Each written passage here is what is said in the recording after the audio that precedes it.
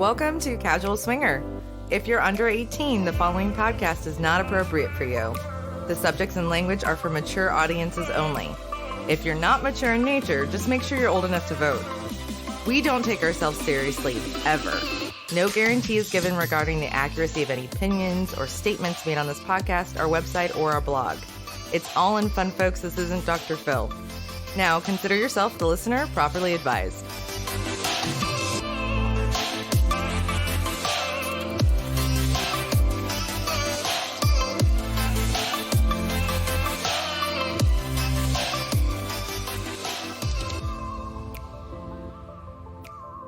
Welcome back, everyone. This is Casual Swinger. I'm Mallory. I'm Mickey.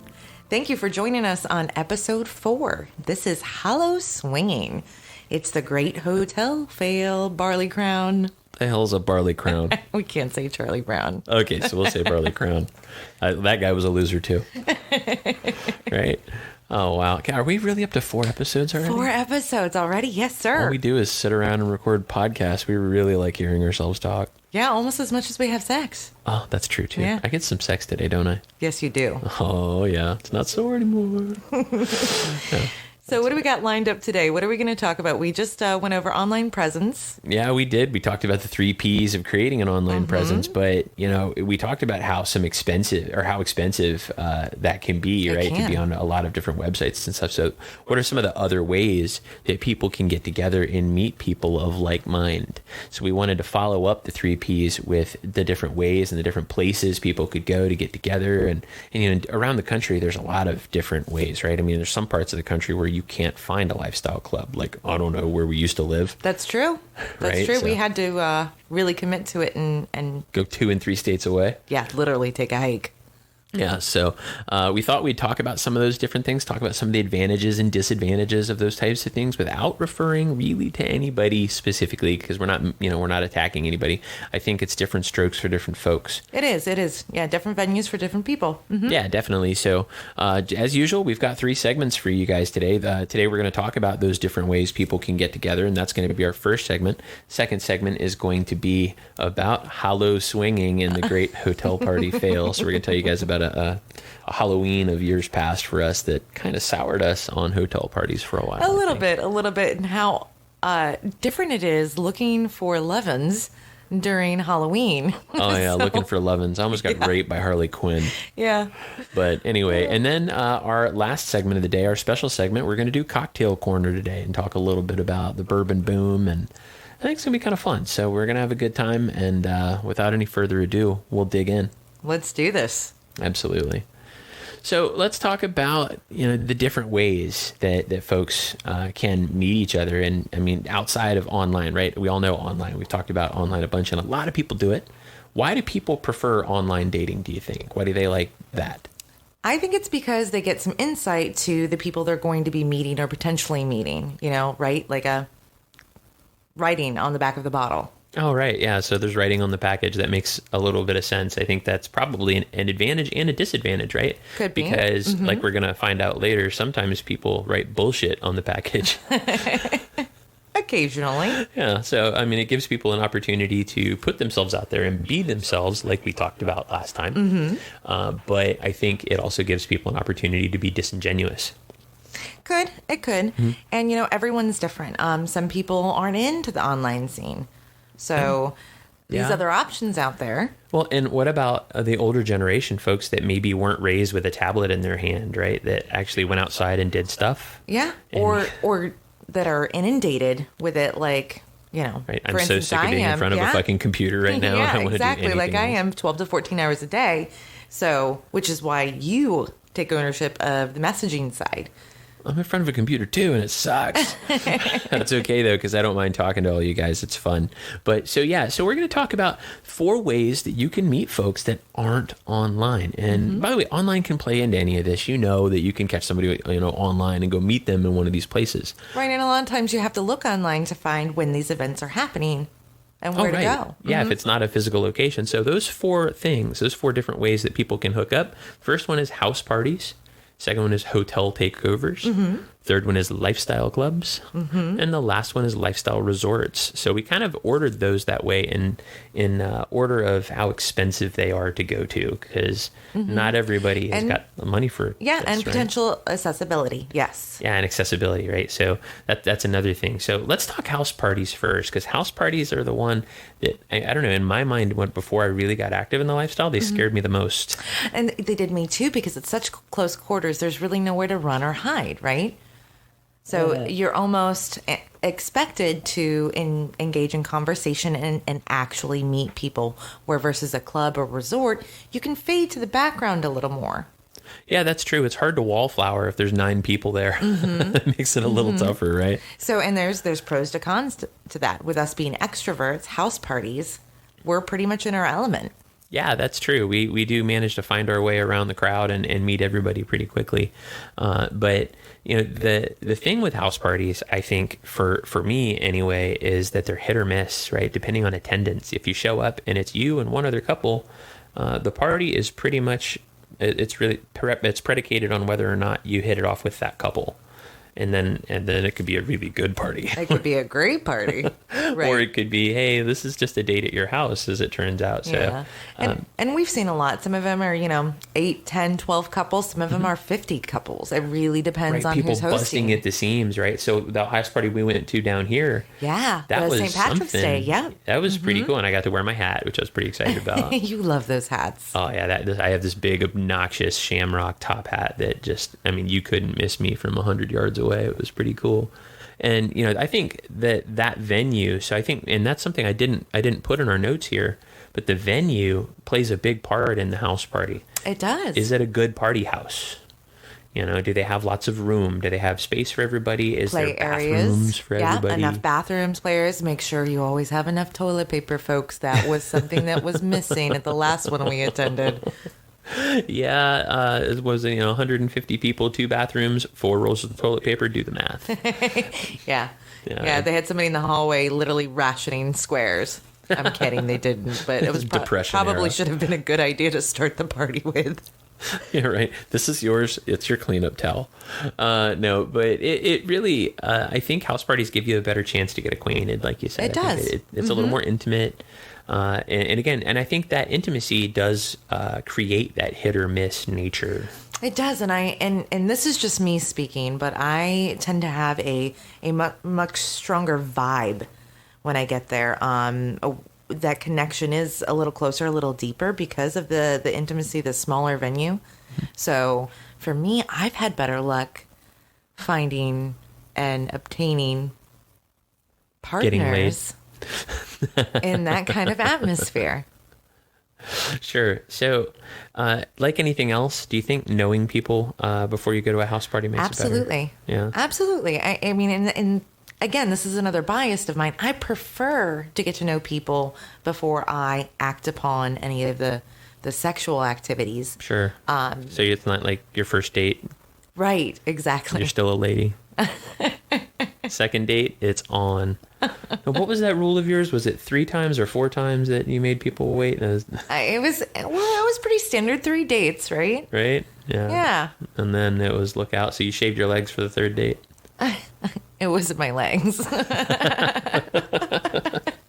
So the thing about house parties that in terms of advantages is it can be a lot closer than a club, right? Because depending on where you live in this country, you may not have a club nearby. And house parties happen all over the place. So that was one of the reasons why we like house parties, especially where we used to live. There were no clubs within 2 hours of us. Yeah, and I find them mostly in the groups and communities online. Mm-hmm. Yeah, and special events, that sort of thing. Again, most of the websites we've used have those. It's also one of the most inexpensive ways to meet people because, right, they usually just collect up a donation at the door, donate for the party. Yeah, a donation doors. A lot of times it's BYOB. Mm-hmm. There's a lot of finger foods typically involved. Yeah, people brought stuff, chips, people bring dip, stuff, whatever. Yep. Mm-hmm. Right, yeah, so I think that was pretty cool. A downside, I think, for house parties is, that there aren't a lot of play areas. So if you do have... and it depends on the house, people in a 3-bedroom house. Yeah, exactly. But that all goes back to the house, right? The one that we went to, that house was friggin' huge. Well, and the level of privacy available around that house. We've been to a couple where they had neighbors right on top of them. So, being naked outside was a big no-no. And then we've been to, especially that one. Oh, yeah. Where that you was were cool. pretty much free to wander and walk around in the nude and what a great do it where you house. see And fit. so I think the house kind of makes the party. We keep going back to it. If you've got a great house for a party, you can have one hell of a lifestyle party. Yeah, right. They had a pool. They had, the DJ was set up, and you could hear the music all throughout the house. The only thing they had to do was take the doorknobs off the rooms upstairs because people kept shutting the door to the group room. Yes. And so that was a violation of the rules. So. Yeah. So if you guys are not familiar, and this goes for clubs as well, there are typically areas that are reserved for groups so that voyeurism and exhibitionism can come out. And, typically it's a bigger area so more people can pile in and play versus 2, 4, maybe even 6 people in one room. You have 10, 12, 20. Yeah. And so the people turn around and sneer at you if you look in the room, and it's like, you're in the group room. And that's a lack of education on what that purpose of the room is. So in a group room, typically doors stay open. That's right. Or the window in our case when we go to some of these, the big, the big window, the fishbowl. Yeah. Right. So, let's talk about hotel takeovers because that pretty much sums up house parties. So hotel takeovers, which we're going to talk a lot about in this episode because the great Hallowswinging fail was definitely a hotel takeover that we went to. But what's your take on hotel takeovers? For me, definitely hit or miss. I think it depends on the group, on the location. We've been to a couple. The Hallowswinging, which we'll get to in the next segment, epic fail. One of the, I think I had an out-of-body experience there at least 3 times. I was terrified. Yeah. So I think, we didn't do a lot of research prior, so I can't really, don't say anything negative. At the Bates Hotel, guys. Yeah. So, but I like the idea of having that many people in an area because it's larger than a house party, smaller than a resort. Mm-hmm. Having an activity like a dance floor, DJ, dinner, all in that area, and then rooms, because it's not just the room you reserve on site, it's also the rooms that they open up, typically on a floor? Yeah, well, it depends on how big the party is, right? So sometimes they have an entire floor reserved for their group, and that's really a good thing if the group is big enough that they can take a whole floor, because once you're on that floor, the rules relax a little bit. Yes. Yeah, because like in the hotel, because a lot of times they'll have an event in the ballroom, there's no playing. Oh, no, there's no nudity, no playing. Because they still have to abide by the rules. Right, and you can have vanillas walking into that ballroom. Yeah, people get lost all the time. Oh, yeah, and that's a little shocking to them when they come in, especially if it's an event where, maybe the ladies have dressed a little sexy and they're feeling it, and they walk in and, there's 2 guys with their hands up her dress on the dance floor, and the vanilla walks in and goes and complains to the hotel manager, which is not a good thing. No. That's exactly what happened in Tyson's Corner, Virginia. There was a hotel party back in the day, and it was a really big party. Yeah, that was on the local news, wasn't it? Yeah, it was a really popular Actually, it was group. national news. It was one of my favorite groups back in the time because they had a great video that opened them up. I'm not going to call them out here because, the people are still around, and it didn't end well, but the police showed up. And it was bad. The whole party got busted and broken up, and they all lost their deposits in their rooms. And yeah, speaking of broken up, I'm breaking shit over here. Yeah, right. Yeah, she's throwing pens and stuff. But no, and that's actually one of the downsides for me, right? For hotel parties is it's very possible that it could be exposed to vanillas, and it may not be an entire takeover. That hotel may, like you said, have rooms or other floors that have normal people there. That's right. So. And some people are in rooms that are right next door to normal people or vanillas or business travelers. Yeah. And that could be a very scary thing. Typically, hotel takeovers usually have a cash bar, right? You can't do BYOB at a hotel. So that's kind of No, it's usually against the liquor law, depending on what state you live in, but most of them will not let you bring in your own alcohol. And you know what? That's okay. It's a cash bar, just something so if you're going to a hotel party, make sure you got some bucks in your back pocket. That's right. And, we're talking about that because we're kind of ordering these in level of expense, and that's an expense you may have to be prepared Correct. for. But for us anyway, and some of the ones we've been to have been some pretty seedy hotels. Yeah, I will say, I think the majority leans toward the not as opulent hotels. Yeah. Well, and I think that's because of the agreement the groups that book them, have with the owners or proprietors or whoever's running that establishment. Because let's be frank, you're not going to see this at, the Ritz-Carlton. No, well, and the one that got busted by the cops was a Hilton. So, and that, I mean, in itself, right? The higher end the hotel, the more dicks they're going to be about, certain things. I mean, because a seedier hotel is probably going to be happy to sell 100 rooms in one night. It's something they may not be doing that time of year, right? So when you're putting these types of things together at a hotel, if you're trying to throw your own hotel party, do keep that kind of stuff in mind. And accessibility is important, right? Off the beaten path isn't necessarily a good thing because people might want to go to dinner first or do other things. Right. And, so all that kind of comes into play when we talk about hotel parties. And the other thing I think that's worth mentioning is you can't party as late at a hotel party, right? Not in the common areas, but like you said, when they have that floor reserved just for the group in those events, then it's kind of, it's all night however, long. and then you always have your room too. So historically, we've gone down, participated in the cash bar. If we're partying after hours, say the party closes at midnight, which are usually keep it going at least till 1, we go back to our room. Yeah. We have a little fifth or if we feel like drinking and having a little extra nightcap. It's kind of an unwritten rule, isn't it, that swingers don't call the front desk on each other if they're being loud at 4 a.m. No, they stand at the door and give each other a round of applause or, Yeah, like, wreck on, dude. Knuckles, I don't know how you're still fucking her now because I don't want to hear it anymore. Can you open your door? We'd like to watch. Right. Sounds like you're doing good work in there. Do you remember that one time at Hito I yelled next door, God's not going to answer, stop calling him. Holy shit. What was actually great was I'm over here going, I've heard that joke a few times, so I chuckled a little.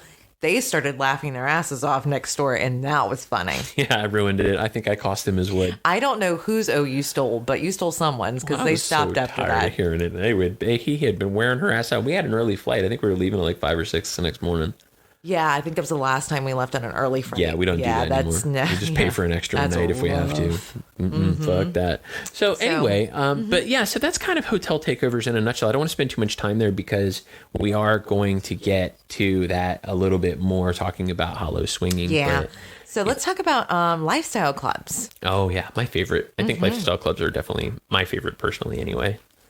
Now, they're definitely going to be more expensive than your contribution or the money that you spend when you go to a hotel takeover or the donation you may make at a house party. So keep that in mind. It could be as much as $100 or more, depending if you're going as a couple or if you're going as a single. So yeah, I mean, single guys are going to pay a buttload more, right? Single guys are always the most expensive. It's the way it goes. Yeah, that story I remember we were talking about when that buddy of mine walked into that club in Vegas. I think we paid easily $100 a person just to walk in and walk around for a minute. I think that's a minimum. And I think we've seen it as much as $250, depending on the city, the location. Mm-hmm. And if you had to pay for membership. Yes. And the tier of the club, some of them are a little more upscale. That's true. That's very true. And, I think you're paying for something that's worthwhile when you do that, though.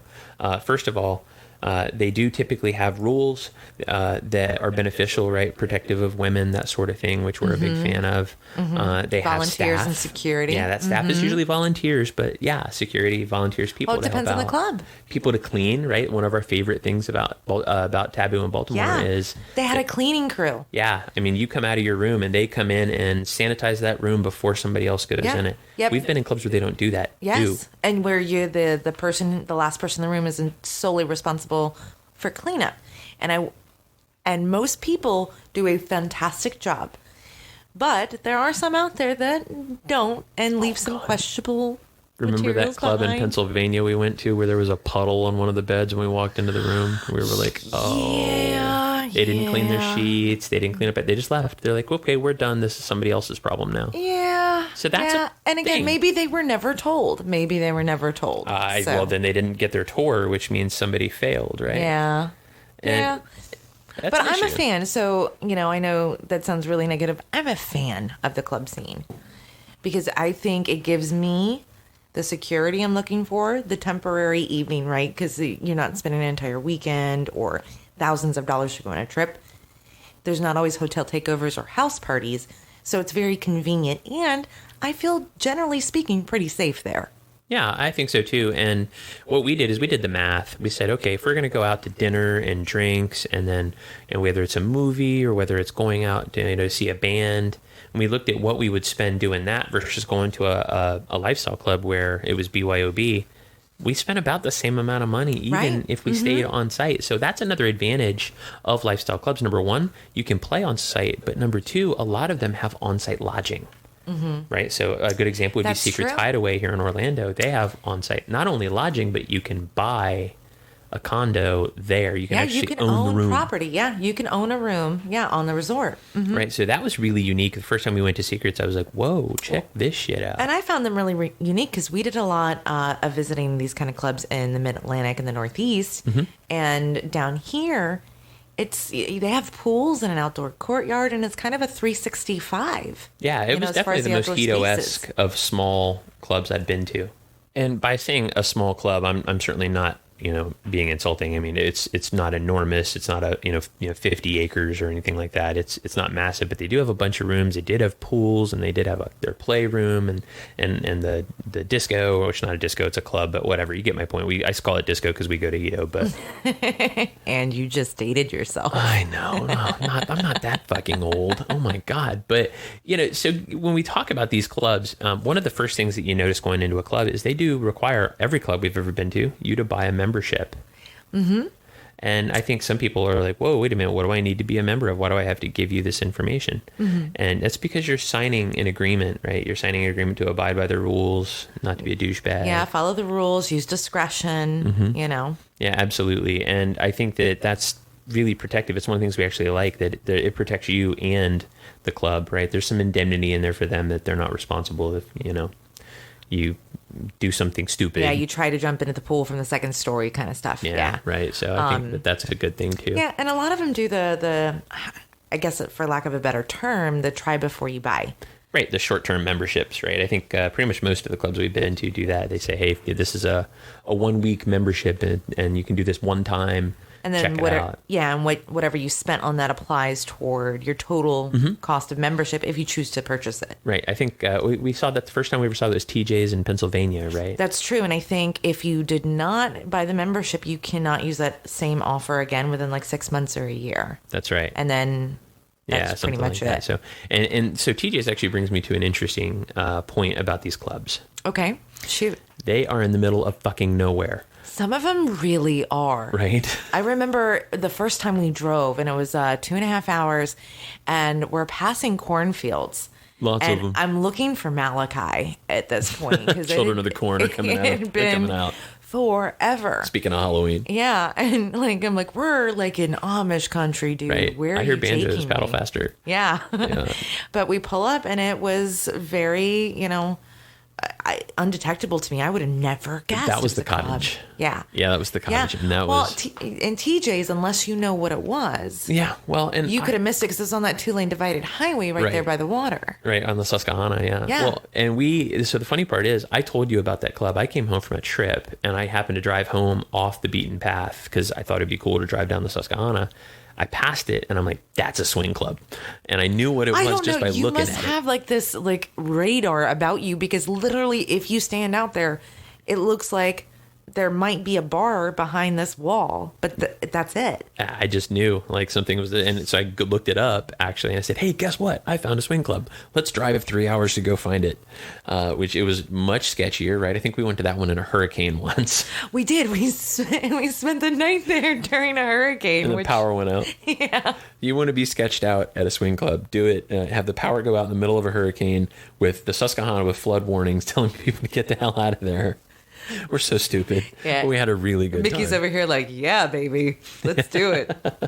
Hey, if your wife says, hey, I want to go to the club and let's party, you say yes. Hurricane be damned. All about making time. Remember that? Yeah, I think that's exactly what it is. But the point that we're trying to make is some of them are off the beaten path. And I think that's a little bit of that economic NIMBY effect. Nobody wants it in their backyard. It is, and I'm not sure what kind of stuff they may need from the local government or municipalities there, what permits they have to pull. They're never next door to a church. They almost never, unless it's West Virginia. Right in West Virginia, you can have anything. Yeah, literally. We've been to strip clubs there that there's a daycare and church across the street. It's hilarious. That literally exists. But yeah, I kind of like that it's off the beaten path because it does give another level of privacy. Exactly. And, the other thing that they do is they are pretty strictly governing of single guys at a lot of them we've been to. I've been to ones that don't, that are all about the almighty dollar and come on in, fellas, here's your handful of lube, enjoy. Or the other side of that is they're providing the scene for the people that want that. That's true too, because there are people that want that. Correct. And honestly, we've met some really cool single guys that were totally awesome and were super fun to have around. So that's not a bad thing necessarily, but it is good that they have some rules that govern them in some places. Yeah, and the fact that they have on-site play and a lot of them are open to like 3 and 4 in the morning if you're not staying on site. Absolutely. So the only thing I think that weirded me out in terms of lifestyle clubs, and it's always weirded me out, is the buffet. Why do they all have... So I think that brings part of the value of being a member. Right? But I don't want to go there and like be nomming on chicken fingers or somebody walks up to me and says, hey. I know that's the perspective we had the first time. Like, are we going to find pubes in the salad? Like, what's going on here? If there's pubes anywhere, something's wrong.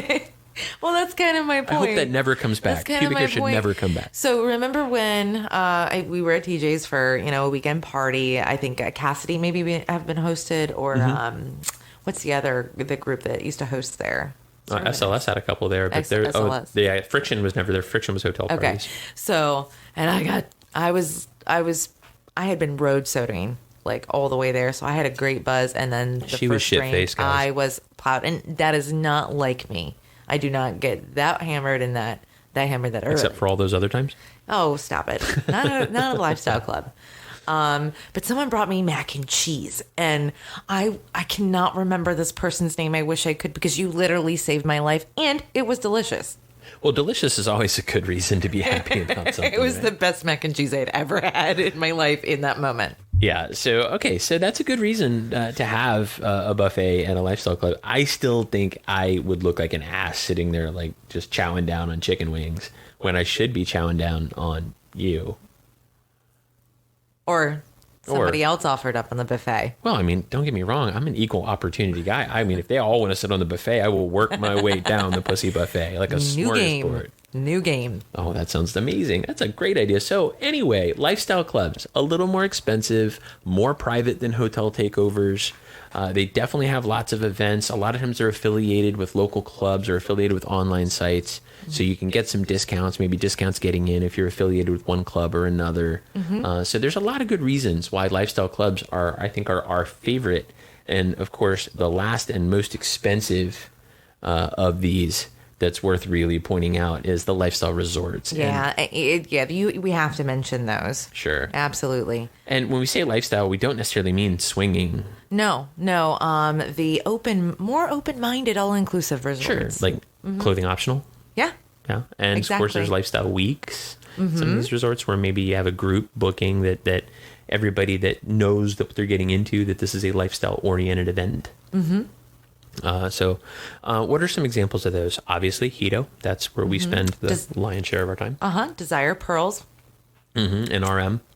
Caliente. Here in Tampa. in the Tampa area. Paradise Lakes. Be another one in the Tampa area. So there's a few in Florida is what we're saying, but Caliente I think is probably in the continental U.S. Next to I think Freedom Acres would be. Yeah, Freedom Acres on the West Coast. Yeah, but Freedom Acres is a little different in the respect that it's like an RV community. You got to buy your way. It is. Yeah. But still, and I bet there's others, right? So if our listeners know of others and you want to throw them out there, we'll put them in the notes or put them in a blog. Yeah, that's actually an interesting question. So yeah, any of our listeners, if there is a resort that you frequent or go to or have been to and want to give us some details, we're making travel plans for our 2019 and 2020 years coming up. So we'd love to hear your feedback. Yeah, we'll stop in and check it out and talk about it here on Casual Swingers. Love it. And you can send us those messages on www.casualswinger.com, or you can find us as Casual Swinger on Twitter, Instagram, Cassidy, and SLS. She's so much more efficient at saying that than I am. So when we talk about lifestyle resorts, we know that they're more expensive, right? And the most expensive way pretty much to book with anybody that I've seen is to book directly with the resort. Yeah, historically, I think that's probably pretty accurate. It has seemed you get a better value when you book with a group. So, because, and it's kind of, like you're fighting the Forrest Gump, right? You want to know what you're going to get out of that box of chocolates. And when you go with a particular group, you know what their thing is, you know what they're into. I mean, groups have themes. Yeah, typically some of them are. Some of them are more like the party. Some of them are a little more relaxed. Sometimes they have a theme like tequila or Is that our theme? That's really frightening. But yeah, it's you want people that are of like mind, right? And I think you and I went to Hito in August once. We did as a couple. We didn't go with a group. It was definitely it was good for me being a first timer there because that was my very first trip. Mm-hmm. And the resort was empty. Not as busy as it usually is the rest of the year. It was empty. It wasn't empty. There were 30 couples there. It was empty. And 99.9% of them were hot. Yeah, that's true. There were some really good people. But interestingly enough, we asked a particular couple, hey, are you guys on a lifestyle? And they got all offended. And they're like, we're nudists. And we're like, okay, cool, yeah, the nudist why group. Are you mad? There was a small group of nudists there. And, I didn't know the difference. And just thought you were cute. So I figured the polite thing to do was ask. Yeah, well, and they were bitter. And they act like... grumpy nudists. Yeah, they act like I was standing there jerking off talking to them, which I wasn't that time. But no, it's, I think what it illustrates, though, is the value of groups beyond the almighty dollar, right? It's not just about saving money because you can save money by booking with a group. No, it's all, or Desire or whatever. Exactly. It's all about the value because there's a lot of extras that usually come along with going with a group. That's true. Cat cruises and hosted parties and swag and freebies and giveaways. A lot of these groups do free nights. Ton of giveaways from toys to clothes to merch to free nights to God, you name it, just about everything. Sure. Well, I mean, and sometimes, right, your favorite podcasters are going to particular groups. Like Swinging Down Under is going to be at Desire. That's right. The same week we are hosting at Hito. That's hilarious. I wonder if we can get some communication going while we're both at different locations. We really that would should, be fantastic. C&D, you're fucking awesome. I love those guys. I love you guys too. Yeah, and so we were talking, and I'm not going to give away what they're doing, but we always bring stuff. And they're bringing stuff for the folks at Desire too. And when I found out they were bringing, I fell out of my chair laughing. So I think it's awesome. But that's what I'm getting at, right? So whether they're into what you're into, or maybe they're the folks you listen to and you want to go party with them and let them throw you a party poolside. Yeah. I think that's super cool. If you think we're cool, I can tell you where we're going to be. We're going to be at Hito. But this stuff is a blast. And these resorts, yes, they're expensive. They are, but remember, it's also all inclusive. You don't pay for your food, your alcohol, and personally, I think Hito's really stepped up with the level of alcohol they're providing. But not just that, level of food, level of their food is fantastic with all these, and a lot of these places have themed restaurants. Like they'll have an Italian place and like a hibachi grill and all these other things. So you're not just eating at a buffet every night either. Now, I would say, and of course, at some point we'll talk, in detail about Hito, but they're solid 4-star. Very soon. We're 4 weeks away. Oh God, yes we are. So we are going to have a Hito conversation soon, and we're going to broadcast from Hito. We are. So that'll be fun. But that's a solid 4-star resort. And the last thing about lifestyle resorts that we want you guys to know before the break, these guys the reviews are everywhere. Look at TripAdvisor and any other number of travel sites. You can see what you're getting. You don't see what you're getting with a hotel party. You don't see what you're getting with a house party. Yeah, there's much more transparency because of the financial obligation that comes along with it. And it kind of goes against the norm when it comes to reviews because usually people only review stuff when they're really angry. You're going to find much more reviews about people and their experience and how much they loved it. That's true. And what they loved about it. And in that content, you're probably going to find what's going to suit you for your all-inclusive vacation. That's right. So if you're choosing to vacation as a lifestyle, you can vacation where you want with the amenities that you want. And with the group, you can pick who you want to vacation with. Exactly. So there's a lot of opportunity with lifestyle resorts. But that kind of puts a cap on 4 of the ways that you can meet people outside of just online. But don't forget, online can augment any of those things, right? Absolutely. Because it's complementary. If you book an expensive vacation to somewhere like Desire or Hito, you should absolutely find out who those people are before you go so you can start creating those relationships, whether it's Adult Travel Forum or whether it's on one of the lifestyle sites. Yeah, and some of the groups, they host chats prior to the trips. Oh, so ask about that if you're thinking about booking. That's right. And they have a weekly chat. Dirty Pervs. Oh, yeah, that's right. The Pervs do it too. I love those guys. So there you go, guys. Resorts, clubs, hotel parties, house parties. There's so many ways to get together, and we hope that you guys are out there doing it and you'll tell us about it. Mallory, you want to tell everybody how they find us again to tell us? Yeah, you guys can find us at www.casualswinger.com or as Casual Swinger on Twitter, Instagram, SLS, and Cassidy. So, but what about these holidays? Oh, Or yeah. are we going to talk about some Hallowswinging here? We are. That's right. It's Halloween time. There's pumpkins everywhere, pumpkin spice underwear, and God knows what else. What are they going to put pumpkin spice in my deodorant soon? You can put pumpkin spice in my bajingle. Can I play with your pumpkin? Yeah. Yeah. But Don't put pumpkin spice in my vajingle. I just thought about that. That sounds like a lot of burning. Yeah, burning vajingle. Yeah. No, not good. God, that name's terrible. But no, so yeah, we're going to talk about Halloween. We're going to talk about the holidays, right? We got, what is it? Hallow Thankmas, as somebody on my Facebook feed was calling it earlier, because they're like, Halloween's in a couple of weeks. The day after that is Thanksgiving, and that weekend is Christmas. Is basically how fast it goes. Yeah. But it is the holidays. So we're going to talk about lifestyle at the holidays. Specifically, we're going to talk about the disaster we had at Hallowswinging in a hotel party when we get back after the break. We're going to grab some water. We'll get right back with you. Don't forget you're listening to Casual Swinger. We'll be right back.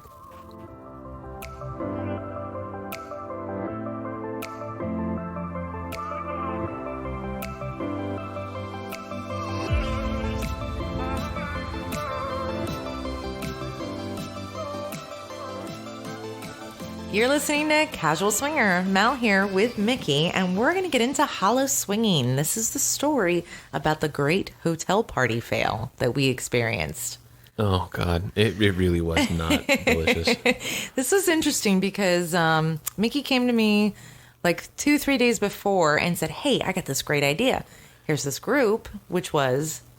I don't know that I want to call them out because we're not. Okay, but it was a group, though. It was a correct? group, yeah. And okay, it was a group that, and in the state we lived in, there were no lifestyle clubs. Right, and in our thought process, hey, this is something much closer, and it's probably got that, club feel to it. So, yeah, let's give it a shot. And that's pretty much all the forethought we put into what to expect before we went. I really expected something similar to a lifestyle club. I really did. I mean, did too. They said that we pretty much had the whole hotel in their description. Mm-hmm. So I was like, okay, so I'm not really worried about vanillas or anything like that.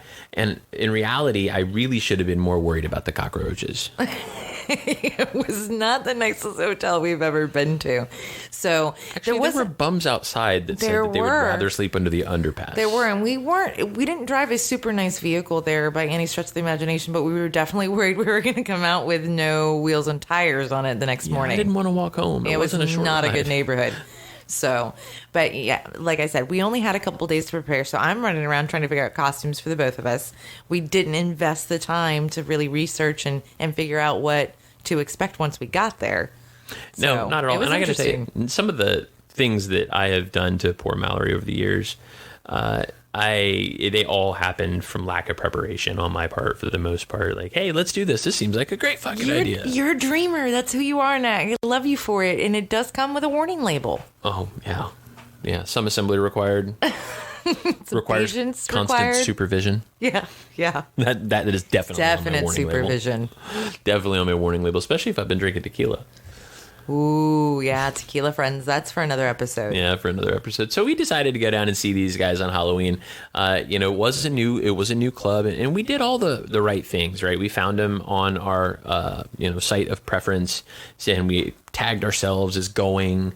We tried to reach out and find some people. There was pretty much nobody from our side of the state that was going. No. And, we tried to look at that, with silver lining. Hey, a whole new group of people. This is, greenfield for us. Yeah.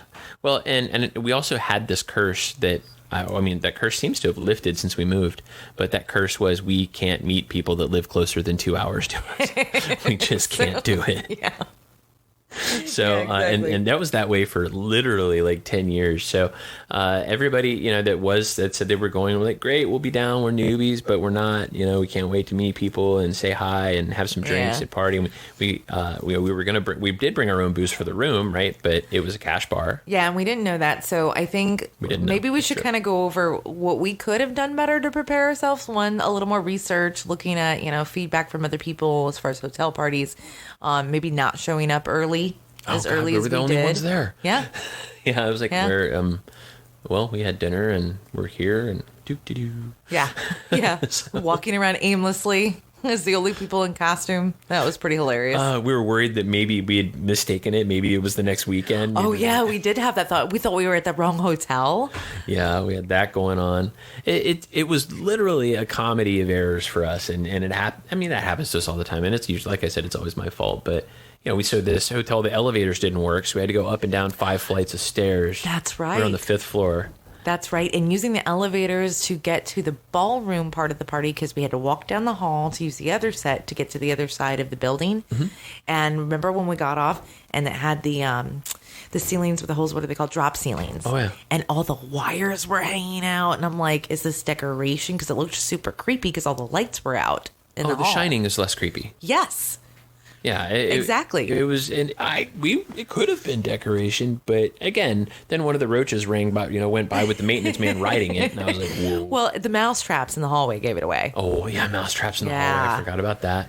Which, I mean, I'm glad they're catching them.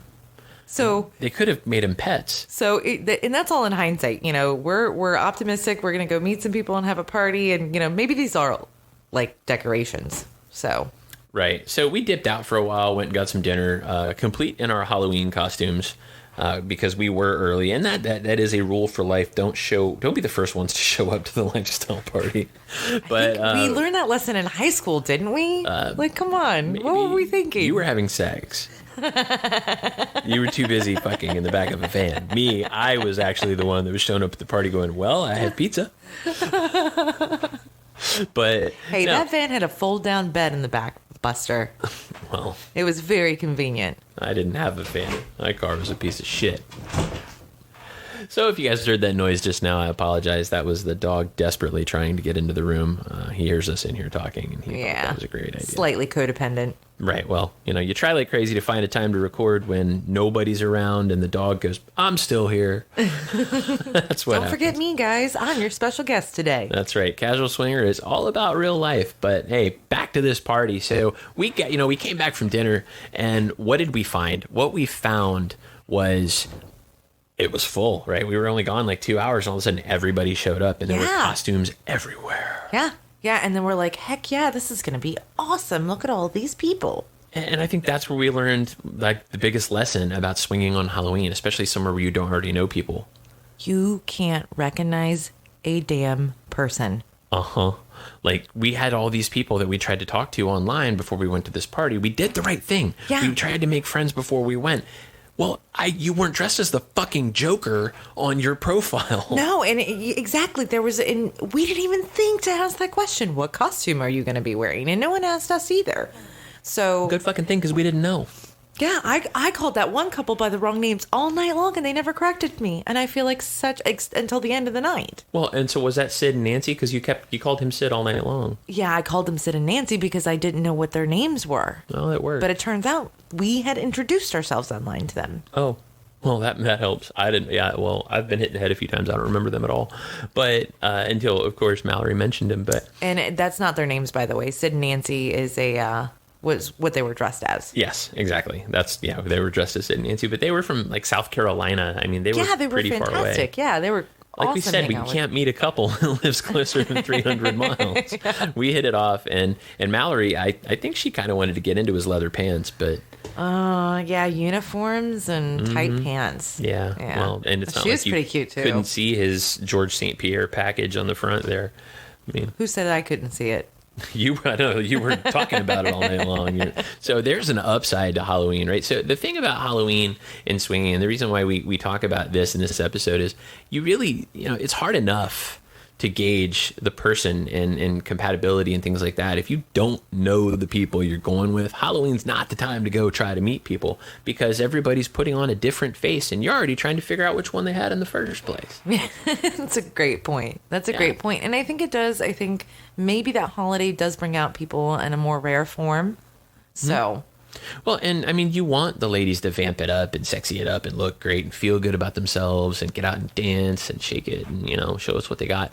But these Halloween costumes, and a lot of the Halloween costumes that these guys are in, these Halloween costumes they're just not representative.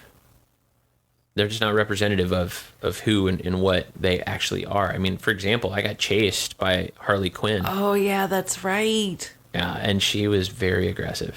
She was. She had that huge, oversized hammer she kept trying to hit you with. And I don't know why she wanted to beat me to death with it. Dude, she laid eyes on you, and it was on. And and she had the Joker with her too, right? She literally had the Joker. Yes, and I mean, I had to, politely decline a few times, but it wasn't aggressive. She was definitely much more aggressive with you. Yeah, she put her hands in places that it was really smacking me with the hammer got old. Yeah. She chased me around with the hammer a lot. And I think it was more representative of he had decided he really liked you and he wanted her to occupy me. It was more the picture that I got, because she and I really... And see, I wouldn't like that. That wouldn't be cool for me. Well, no, she wasn't cool for me either. I don't like getting hit with hammers, even if they're big fake hammers. But that, so that's the kind of thing, maybe it inspires. Halloween brings out the crazy. It brings out the wild side of people, and that's not such a bad thing, right? But no, and maybe, we're going to have to go to another Halloween event at a club here before the end of the month. So maybe that mentality be a little different because the venues change. So I'm looking forward to kind of seeing what happens. Yeah, and we've been to this place a few times too, right? So this is a Halloween party at a club that we've been to, right? Yes. And I already mentioned them in this episode. It's Secrets. So they're having a big Halloween bash the weekend of Halloween. So we're going to get down there and check it out. And I think it's going to be pretty cool just to see, if what that place looks like full, because we've been there a bunch of times. And there's a lot of empty real estate every time we go down there. Yeah, and it really depends on, I think, the party nights, right? Exactly. Well, that's what they tell us. They kept telling us, come back when it's crowded. Come back when we have a takeover. Come back when we do this. So we are going to go back because they're partnered with Fair Villa, that's our favorite store. I love Fair Villa. I'm lucky enough to be close to literally walk into one of their stores, but they're all over the place. They're even down in Key West. Exactly. We have a friend who makes beaded outfits, and they sell them there. Yeah, I don't know if I told you that earlier. I saw it on Facebook. I saw that she posted that, so that was super cool. But so Halloween, when you do a hotel party on Halloween, the party shuts down early. Like we said, the party shut down at midnight. But this top floor was totally reserved for us. It wasn't, and it ended up being a good thing that they did that, because it shut down at midnight, and you couldn't get into the ballroom, you couldn't get a drink, so everyone eventually migrated up to this one floor. So. Plus side, they had space for everyone that was pretty much all night long until the rooms got shut down, and they were all themed. Yeah, right? A lot of them were themed, right? Yeah. But they were all open, more importantly. So it was an open 30 playrooms, basically. Yes, and they, like you said, they each had a theme. It was really hard to navigate, though. Because it was one long hallway with 300 people in it. Mm-hmm. And from my perspective, when we got up there, we'd only made, maybe a couple of friends because we were having a good time talking, but it was a little crazy. And a lot of people, as usual, know each other. Doesn't make it cliquey, just means they all knew each other already. So there were a lot of groups standing around talking, and which is hard to break into those groups in the lifestyle, right? It is. And I think halfway down the hallway, we started yelling, "Fire Marshal coming through," just to make a little extra space to get by. Right. Well, and it's, anything you got to do to get somebody to get out your way. But we're talking about small hallways and not a high-end hotel. And if you've ever been in a not high-end hotel, you know what I'm talking about. But those rooms that were open, I think they weren't really welcoming, especially for women, right? Because there were a lot of guys that were piled around the doors trying to see what was up. Yeah, and there was a lot of guys or couples just sitting around waiting for a show to take place, maybe on a bed or a pole, or I think they had a sex swing in one. And I think it set the stage for, if you're an exhibitionist, that was a perfect venue for you. Sure. But if you're not, but you wanted to maybe play with your partner or a group of people, it wasn't exclusive to a group like a club would be, where you can go into a separate room that's still part of the quote unquote party. Well, and I think the other thing that is a big deal, honestly, is if you are not the sort of person that is into anonymity, meaning I don't want to know who you are, I just want to take you. I want you to take me. Halloween's a bad time to go out and swing, because if you need, like you like to know the person and like the person and trust the person.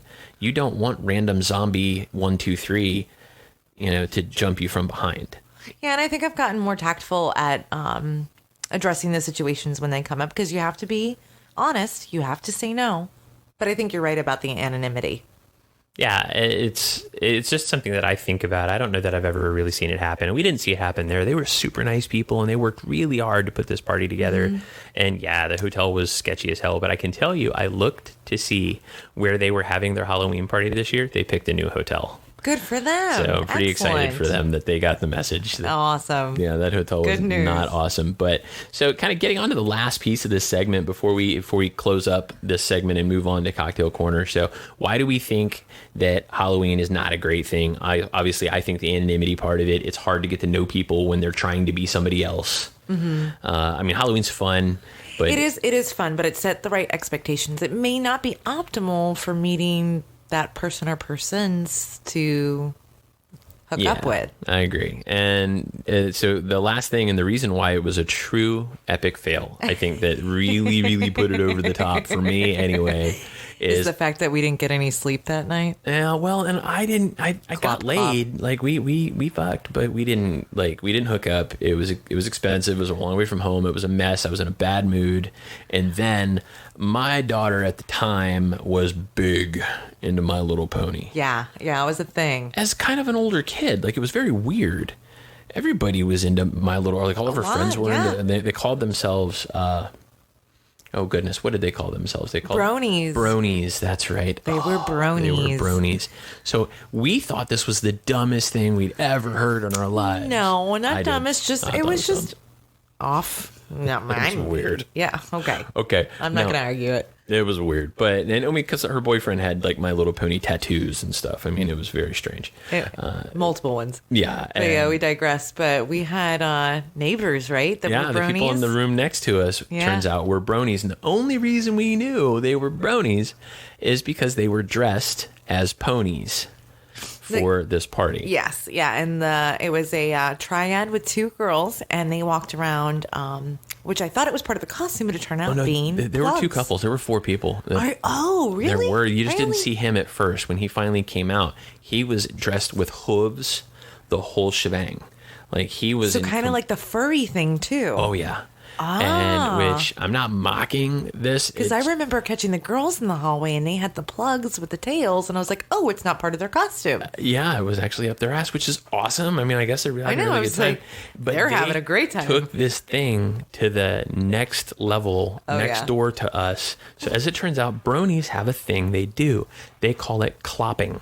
Yeah, we learned that from this experience. We had no idea what it was. Yeah, my daughter told me what the word was, which is why I'm still fucking horrified. Sex positive. I'm sex positive, but I'm sex horrified at the same time, because it was my kid telling me that they're pretending to be horses and fucking. Yeah, well, that's what threw us off, because, they put it down for hours. I think it was close to 5:30 in the morning when it finally died down enough for us to go to sleep. But we literally heard them neighing next door. Yeah. Oh my God. Yeah, it was interesting. I looked at it as a Ed learning. Was giving it to Wilbur. I looked at it as a learning experience. The thing that I think for me, at 4:30 in the morning, like we said, swingers don't beat on the door, right? We don't yell at each other when we're having a good time. But the thing for me was when he was doing the whinnying, because she was giving it to him, and I was like, whoa, man, way to go. And they were full on horseplay. Yeah. And that term was never the same after that for us. When someone says horseplay, we still giggle. Yeah, and at that point, I was like, wow, I really just can't wrap my head around this, but I support him. Next morning, I gave him knuckles on the way by. I was like, nice work, guys. 5 a.m. That's no bullshit. You guys killed it. So, but it's still. So anyway, wrapping things up. That's Halloween for you guys. That's the end of this segment. We're going to come back after a short break, and we're going to get into my favorite section since we did Mallory's toy box yesterday. I just said box really specifically because I love Mallory's box. But we're going to talk about my favorite segment, which is Cocktail Corner, and we're going to talk about my favorite liquor and drink that we make from that liquor. So we're going to talk a little bit about what's going on in the country when it comes to that, and we'll be back soon. You're listening to Casual Swinger.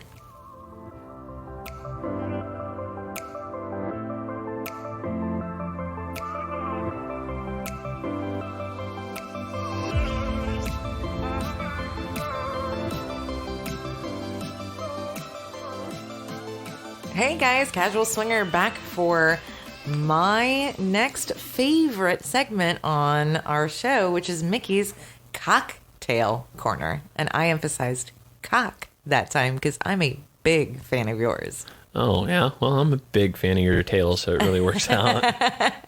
So just to preface the segment, Mickey here is a connoisseur of fine bourbons. So he's going to go over some tips, some history, some drinks here, and I'll let him take it from here. That's a really nice way of saying your husband's a drunk. So, well, I mean, I am a big fan of a fine bottle of bourbon, and I think I had the same school of thought of you when it comes to that. I'm just I like my vodka too. I like some gin. I definitely love my beer. Oh, yeah. And wine. I'm definitely more of a bourbon guy. But, one of the things we're going to do in this segment for you as time goes on is we're going to bring in some experts, bring in some bartenders, get their favorite drinks. We're going to do some interviews for you on this because I think Cocktail Corner is an opportunity for us to expand our taste buds. But let's talk a little bit today about bourbon in the United States, right? So bourbon, is as far back as 1999, was at an all-time low. Like in 1999, bourbon was one of the lowest selling spirits in the country. Yeah. And this year, it's risen to $1.5 billion in sales. There's been it's like a trend now. Absolutely. So this bourbon boom that we're seeing is really the fault of two companies, Four Roses and Jim Beam. Four Roses was acquired in 2002 and for the previous 50 years hadn't really been sold in the U.S. Jim Beam was sold in 2014 for $16 billion and more than half of their inventory ends up going overseas. Wild Turkey was sold for $575 million just a couple of years after that. My first dance with the bottle was with Wild Turkey. Yeah, it's just nuts. So when we talk about Four Roses was pushing bourbon to Europe and Asia, right? Wild Turkey was pushing to Italy. So almost half of the bourbon that's made in the United States today is shipped outside of the country. It's actually a massive export for us, which is where the boom is coming from. It's really not on fire here in the U.S. So it's an export. It is. It's a massive export. Wow. And most of the bourbon brands that we buy, and so there's this craze right now in marketing, and we're big into marketing here in this house. It's a big part of what we do. But the marketing push on bourbon is what you're seeing. Most of the bourbons you buy aren't made by the company that you're buying. Yeah, that's interesting because, and it doesn't always say on the back of the bottle. No. And we talked about this, I think, 2 years ago when we started to see less and less of our personal favorites on the shelf. And we said, did they really make a demand to limit the supply? Yeah, and in some cases they do. Yeah. So they are a limited release, and part of that is because of the boom, right? You can't find certain things that you want because they only have so much of it that is in these houses. They're called rick houses, is what they store bourbon in, and so these giant rick houses full of bourbon, there's only so much of it. And so if you remember a few years back, Maker's Mark said they were going to water down their bourbon because they were selling so much of it that in order to keep up with demand, they needed to water it down. They had a huge backlash from this. It was massive. So what has really grown is something called wholesale distilleries. So wholesale distilleries are responsible for a lot of the brands that we actually buy and like. Boulay would be a good example. Widow Jane would be a good example. I do love Widow Jane. It's delicious, but if you look at the front of the bottle, it says how it's the water comes straight from the Widow Jane well. It comes from the fucking Hudson. So would a good analogy be these paper manufacturers that make, let's say, plates and towels and napkins and stuff, where they sell them to other companies like grocery stores to put their own name on, but it's the same thing. Absolutely. Really? So what happens, and this is my point in all of this, and I'm going to talk a little bit about Widow Jane here in a second, because there's an NBC News article that you can find in our synopsis.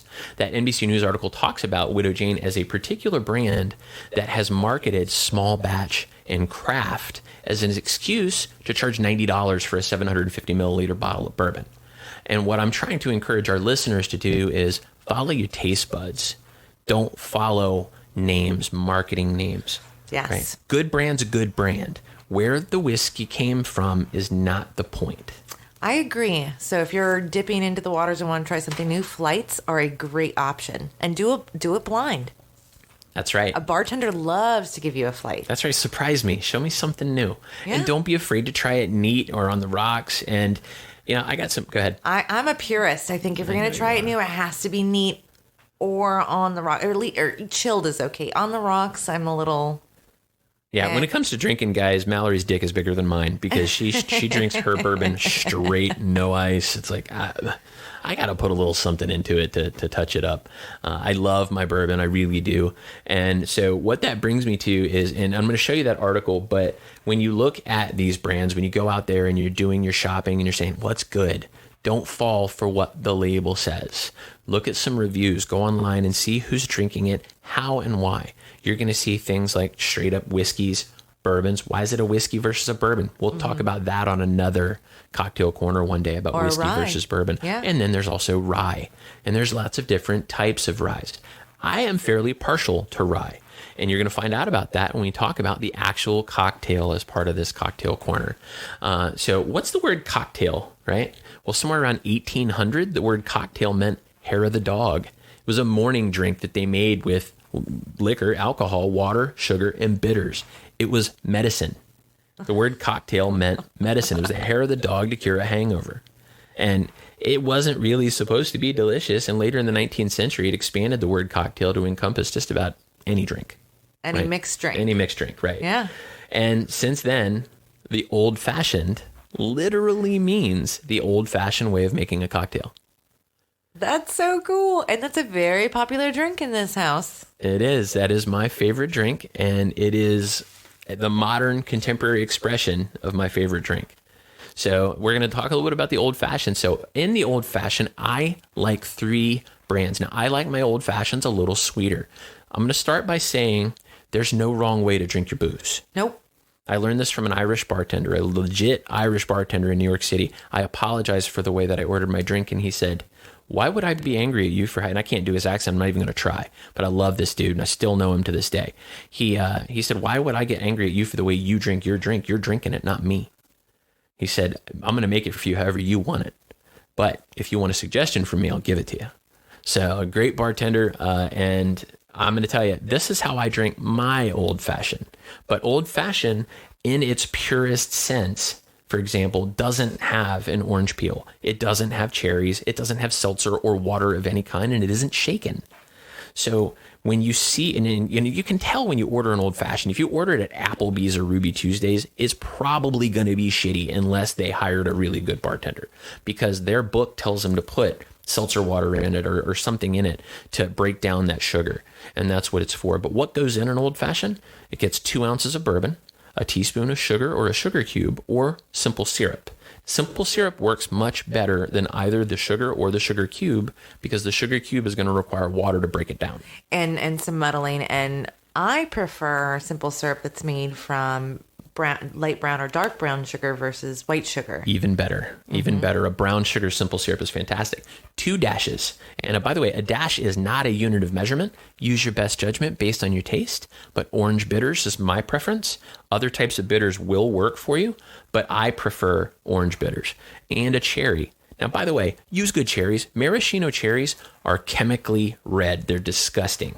Maraschino cherries, any self-respecting bartender doesn't use those. My recommendation for cherries is the Traverse City Whiskey Company makes. Oh, they're so good. I mean, they're like candy. They're dark, dark red. These cherries amazing. Are picked in Michigan and preserved and canned right there in Traverse City. That's right. They're going to cost you about $20 for a can of these things. But well worth it. And I think we get probably, 40 drinks out of one can. Yeah, there's a shitload of cherries in there. So one cherry will get it done. They are super sweet. And that orange peel for garnish, what you do with that orange peel, you peel the orange and you rub it around the edge of your glass. You can drop it in if you want to. You can take an orange slice and give it a little squeeze again if you like it sweet. Now, why I said if you like it sweet, I do like my old-fashioned a little sweeter. If you like your old-fashioned a little sweeter, use a rye bourbon. Yes, because it'll capture those flavors from the sugar and from the cherry. Absolutely, and bring them brighten that forward. up for you. That's right. It'll bring them forward. And my favorite 3 ryes in order are Whistle Pig 12-year. Whistle Pig is a phenomenal so good rye out of Vermont. Absolutely fantastic. Basil Hayden Dark Rye, which is a very sweet rye. It is, and it's not my favorite in old fashioned because it's too sweet for me, but I love it on the rocks, like as an after dinner drink. I actually drink it straight. That's one that I drink straight because it's so good. It's so smooth. It is. And then, of course, last but not least, the High West Double Rye. This is one of my favorites. Absolutely awesome. I've become a big fan of High West, the Burr Rye, the Double Rye. The Rendezvous Rye, they're all good. They are. And the one that you can get on that list, the cheapest, is the Basil Hayden Dark Rye. Across the East Coast, up to, top to down, or north to south, top to bottom, you're going to get that somewhere in the $40 to $49 range. Yeah. The others are a little more expensive. Whistle Pig's about $90 and High West is about $60. Yes. But those are good. Well, I think the Rendezvous Rye is a little less. Rendezvous is a little cheaper. You can actually get the Rendezvous Rye a little cheaper. That's great. And I will drink that one straight too, but I do like mine with a little more bite. So. Yeah. So what you've got here is a recipe for an old fashioned, right? 2 ounces of bourbon, a teaspoon of sugar, 2 dashes of orange bitters, a cherry, and an orange peel around the rim. Give it a stir, and you have yourself the original cocktail. And I thought that was a great way to start our first cocktail corner. I love that. Oh, I learned something new today. I hope our listeners did too. I hope they did too. Now, you guys have been with us for a full hour now, so we're going to close this thing up and thank everybody for joining us for episode number 4 already of Casual Swinger. Tell me, Mallory, do you have any idea what we're going to talk about in episode 5? I think I want to make it a surprise. I'm not sure. Should we go ahead and tell them? We'll leave it a surprise, but we've got a surprise in store for I'm so excited. It's going to be a special edition. It's our first one. Very cool. Everybody, thank you so much for listening. You've been listening to Casual Swinger. Mallory, tell them where they can find us. You guys can find us at www.casualswinger.com or as Casual Swinger on Twitter, Cassidy, SLS, and Instagram. She got it. Hey, happy Halloween, everybody. Thanks for playing. We'll see you soon.